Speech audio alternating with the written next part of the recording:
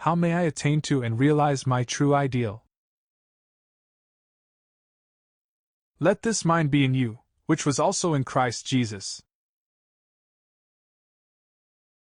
God, be merciful to me. Help thou my unbelief. Let me see in him that thou would have me see in my fellow man. Let me see in my brother that I see in him whom I worship. How may I attain to and realize my true ideal? Study to show thyself approved unto God, rightly dividing the words of truth, avoiding the appearance of evil. Little by little, line by line, may the body consciousness become conscious of the spirit of the Master working in and through the acts, the thoughts, the life of the body. Ideals should be set in him.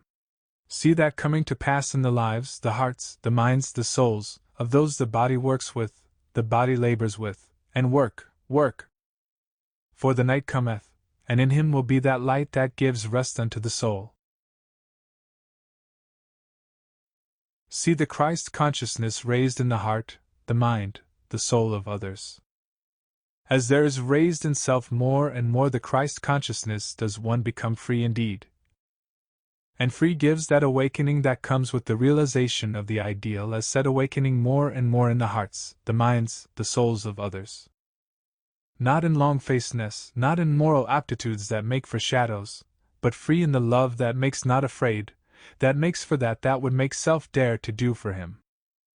Be as patient and as forgiving, and as long-suffering as he was. Then there comes that peace that gives understanding. Please explain to me how I should proceed in order to attain my true ideal. Seeking the Father's face, grace, mercy and peace is added in the seeking. Put into active, prayerful, working service, that thou knowest to do day by day.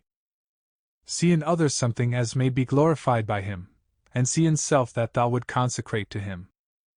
Look for the good in everyone. Speak neither evil, harsh, nor unkind, to any. Let each show forth in their own way the manifesting of his love day by day.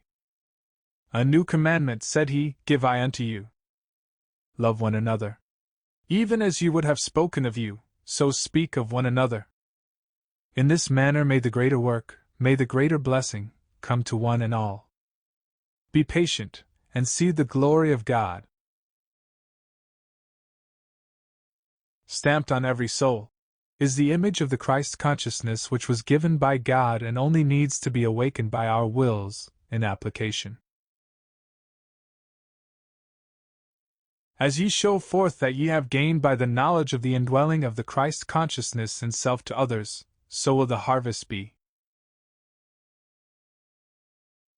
Each soul, every soul, should seek to attune its mind, its soul, its body vibrations, to that He, the Son of Man, the Mother God and Jesus the Christ, lived in the earth.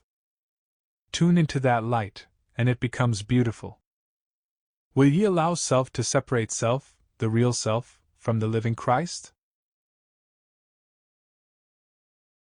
He is to be the Master, the Christ, sufficient unto every soul, the Maker, the Creator of all that is in this sphere, the Lord of all.